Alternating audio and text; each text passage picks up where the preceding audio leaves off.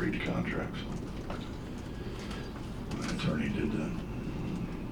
I'm not sure why. Coach, you referred to Devin Williams as being the difference after the TCU game. It's safe to say he was a bit of a difference today, too? Yeah, the Dev played really well. Scored it through contact and made open shots, which he does in practice.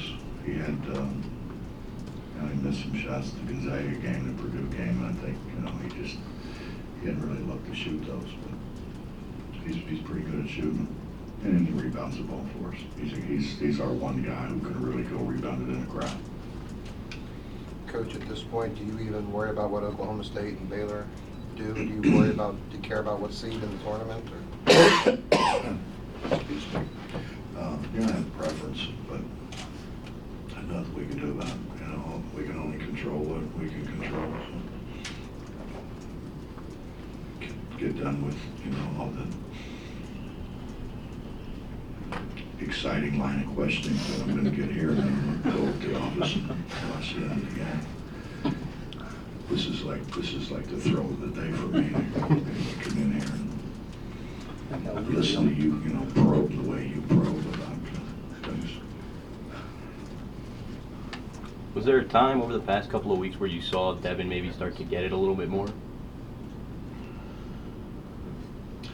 His problem is he hasn't been able to play for an extended period of time, and he's got a little bit of different medication, and I think more than that, I think they've kind of coached him into how to play through it a little bit better. Can you explain Aaron home and away? I can't explain Aaron at all.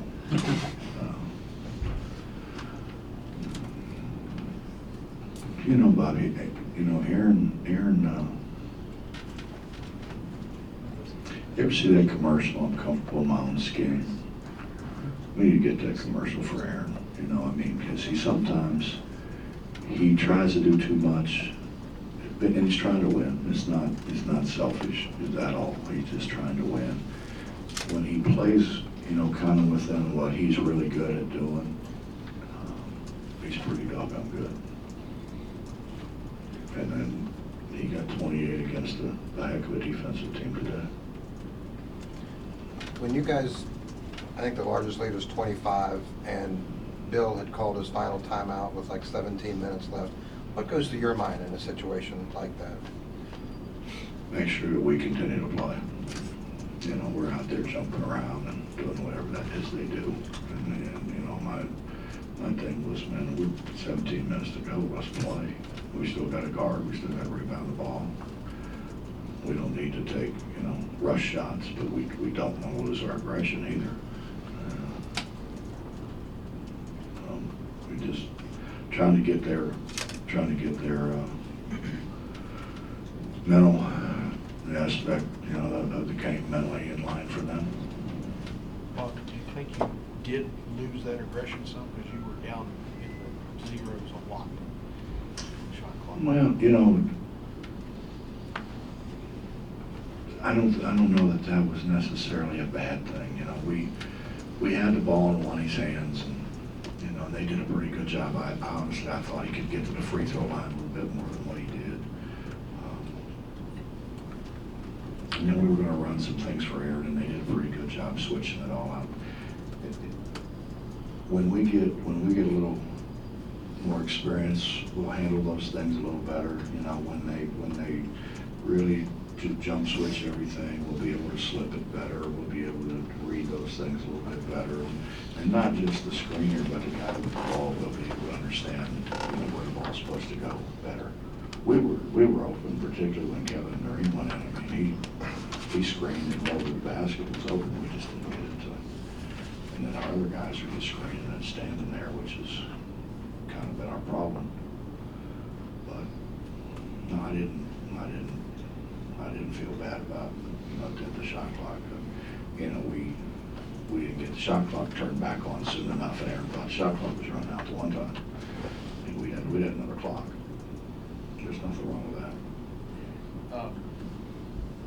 Would Kansas have had even a ghost of a chance of coming back had Andrew Wiggins not just played way better than anybody else?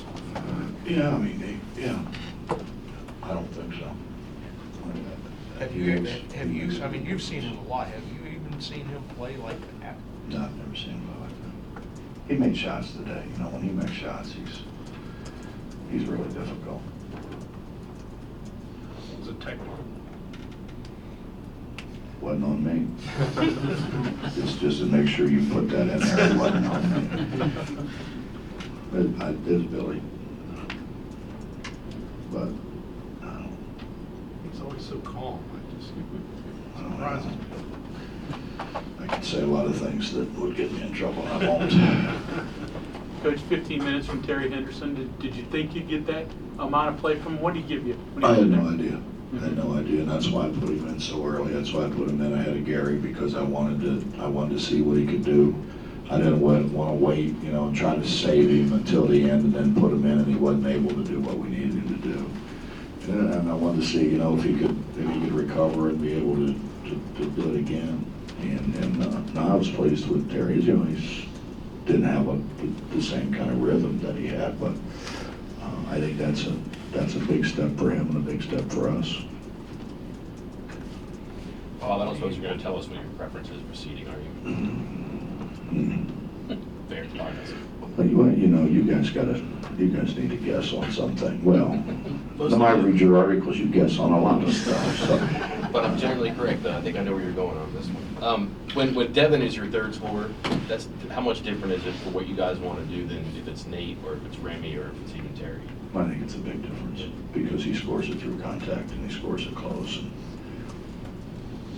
I mean, you think about how much his confidence has come. I mean, remember early, I mean, when he went to the foul line, it was like, let's get back on defense, boys. You know, I mean, he wasn't going to make one.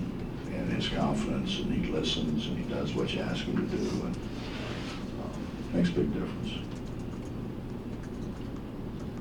You can't vote for Javon, but where would he be on your ballot if you could? And now that the season's complete. Well, I'll share this with you on my ballot when you are the All-American one, when you're allowed to vote for your own player. I voted for him first team All-America. I think he's the best point guard in the country. I mean, what he does for us at both ends of the floor, and I mean, I think he's been. When you look at, and we're the best league in America. I think that's what everybody agrees on, or pretty much agrees on. And here's a guy who has been first or second in scoring. He's led an assist. He's led an assist to turnover ratio. He's in the top. How many of them? What is it? 15. He's in the top 15 in rebounding.